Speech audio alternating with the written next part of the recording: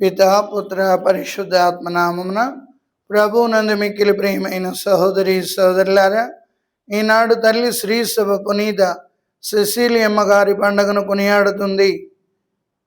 November 22వ తారీఖున ఆమె పండుగను కొనియాడుతుంది. ఈమె సంగీతానికి, సంగీత ప్రియులకు పాలక పునీతురాలుగా తల్లి శ్రీ సభ ఈమెను నిర్ణయించడం జరిగింది. సెసిలియమ్మ గారిలో ఉన్న గొప్ప సుగుణాలు ఏంటి అంటే, క్రీస్తుని గాఢంగా ప్రేమించేది, అంతేకాకుండా క్రీస్తు కొరకు తనను తాను కన్యకగా సమర్పించుకుంది.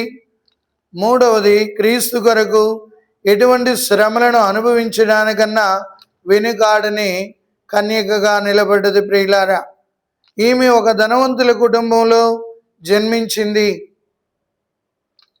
ఈమె ఎల్లప్పుడూ క్రీస్తు ప్రభుని హృదయంలో ఆరాధిస్తూ ఆయన కొరకు పాటలు పాడుతున్న సమయంలో తను కన్యకగానే తనను తాను సమర్పించుకొని ఒక కన్యకగా ఉండిపోవాలని ఆలోచనలతో ముందుకు కొనసాగేది. కానీ తండ్రి ఆలోచనలు వేరేగా ఉన్నాయి. తన కూతురికి ధనవంతుడైన బిడ్డను ఇచ్చి పెండ్లి చేయాలని ఆలోచించి అన్యుడైన వలేరియన్ గారిని ఇచ్చి సెసిలియమ్మ గారికి వివాహం జరిపించుటకు ఇష్టపడ్డారు. సో సెసిలియమ్మ గారు పెండ్లి పీటల మీద కూర్చొని తన హృదయంలో క్రీస్తు ప్రభు గురించి కీర్తనలు పాడుకునేది. ఆ తరువాత క్రీస్తు ప్రభుకు తనను తాను అంకితం చేసుకుంటానని వాగ్దానం ఇచ్చేది. ఈ రీతిగా వారి యొక్క వివాహం కొనసాగింది. ప్రియులారా, పెండ్లి అయిన తరువాత సెసిలియమ్మ గారు తన పెండ్లి గదిలో, శోభనపు గదిలో ఉన్నప్పుడు తన భర్తతో చెబుతున్నారు, నేను క్రీస్తు కొరకు కన్యకగానే ఉండిపోతాను. నా కొరకు దేవుడు ఒక ప్రత్యేకమైన దూతని ఇచ్చి ఉన్నారు. ఆ దూత ఎల్లప్పుడూ నాతోనే ఉంటుంది అని వలేరియన్ గారికి చెబుతుంది. నీవు కూడా యేసు ప్రభుని విశ్వసించినట్లయితే, యేసు ప్రభువే నిజమైన దేవుడని విశ్వసించినట్లయితే, నేను ఆ దేవదూత జ్ఞానస్నానం పొందినట్లయితే నేను ఆ దేవదూతను నీకు చూపిస్తాను అని అన్నది. దానికి వలేరియన్ గారు ఇష్టపడ్డారు. ఇష్టపడి అదే సమయంలో అనేక వేదహింసలు జరుగుతున్న సమయంలో కూడా ఆవిడ చెక్కు చెదరని విశ్వాసముతో ఈ రీతిగా వలేరియన్ గారికి చెప్పింది. శోభనం గదిలోనే ఎప్పుడైతే చెప్పిందో ఆ మాటలు వలేరియన్ గారు తన హృదయంలో దాచుకొని ఆయన జ్ఞాన స్నానం పొందిన తర్వాత అప్పుడు సెసిలియమ్మ గారు వెనకాతల ఉన్న దేవదూత బంగారపు మెరుపు రంగు కాంతిలో కనబడుతుంది, ఒక కత్తి పట్టుకొని. ప్రియులారా, ఆ తరువాత వలేరియన్ గారు, సెసిలియమ్మ గారు పవిత్రమైన జీవితాన్ని జీవించేవారు, దేవునికి సమర్పించుకున్నారు. వారు ఎంతో ఆనందకరమైన జీవితాన్ని జీవించేవారు. ఇది చూసిన వలేరియన్ యొక్క సోదరులు, మా అన్నయ్య ఇంత ఆనందంగా ఉండడానికి కారణం ఏమిటి అన్నారు.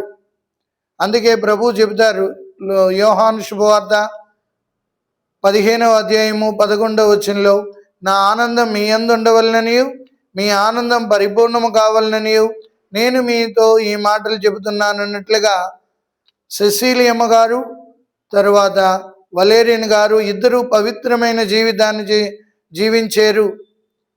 ఒకరినొకరు ముట్టుకోకుండా పవిత్రమైన జీవితాన్ని కొనసాగించారు, పరిశుద్ధులుగా జీవించారు. ప్రియులారా, ఆ రీతిగా జీవించుస్తున్న తరుణంలో ఎప్పుడైతే వలేరియన్ను చూసిన వలేరియన్ సోదరులు, మేము కూడా జ్ఞానస్నానం పొందుతామని, క్రీస్తుని అంగీకరిస్తామని వారు జ్ఞానస్నానం పొంది ఉన్నారు. జ్ఞానస్నానం పొందిన తరువాత వలేరియన్ సోదరులు అనేక శ్రమలను అనుభవించి ఉన్నారు. ప్రియులారా, అదే సమయంలో వేదహింసలు ప్రారంభమై క్రైస్తవులందరూ ఇబ్బంది పడుతూ ప్రాణాన్ని త్యాగం చేస్తున్న తరుణంలో సెసిలియమ్మ గారు ని చూసి ఆ అల్మెకుస్ అనే రాజు ఆవిడ్ని చంపాలని ఆవిడ బాత్రూంలో ఉన్నప్పుడు ఆ బాత్రూమ్ అంతా కూడా మంటలతో నింపి పొగతో నింపి ఉన్నారు. అయినప్పటికి కూడా దేవుడు సెసీలి అమ్మగారిని చక్కగా కాచి కాపాడి ఎటువంటి ఇబ్బంది కలగకుండా సునాయాసంగా ఆ మంటల్లోంచి బయటికి రావడం జరిగింది. కీర్తన 91:11 ప్రభు నిన్ను తన దూతల ఆధీనంలో ఉంచున్నాడు, నీ వెచ్చడికి వెళ్ళిన వారు నిన్ను కాచి కాపాడుదురు అన్న వాగ్దానం సెసీలి అమ్మగారి యందు నెరవేరింది.